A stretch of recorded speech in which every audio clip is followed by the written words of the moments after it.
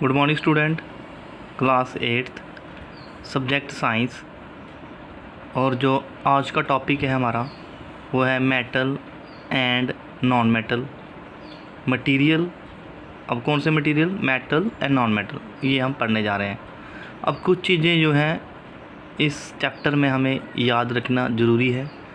जैसे सबसे पहले हम बात करते हैं मेलेबिलिटी। तो मेलेबिलिटी क्या है? Define malleability.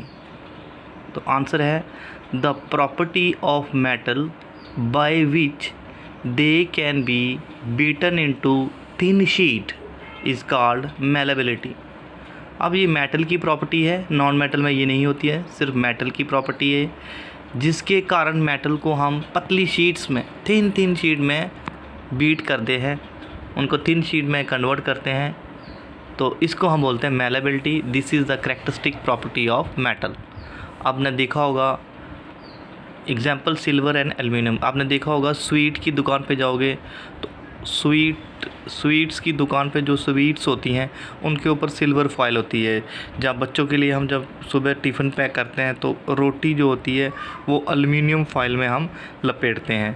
तो ये सिल्वर या एल्युमिनियम की हम बात करें तो ये मेटल है, और मेटल ही ये प्रॉपर्टी शो करते हैं मेलेबिलिटी। नेक्स्ट है ductility. The property of metal by which it can be drawn into wire is called ductility. अब ये मेटल की प्रॉपर्टी है जिसके कारण मेटल जो है वायर में ड्रॉन हो जाता है, वायर में हम उसको कन्वर्ट कर देते हैं। तो इस प्रॉपर्टी को हम बोलते हैं डक्टिलिटी। अब एग्जांपल है एल्युमिनियम एंड कॉपर वायर।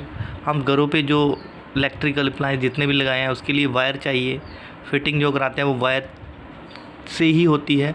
और वो वायर क्या है? एल्युमिनियम हो गई, कॉपर हो गया। तो ये सारे मेटल है, और मेटल की ये प्रॉपर्टी है कि वो मेलेबिलिटी भी शो करते हैं और डक्टिलिटी भी शो करते हैं।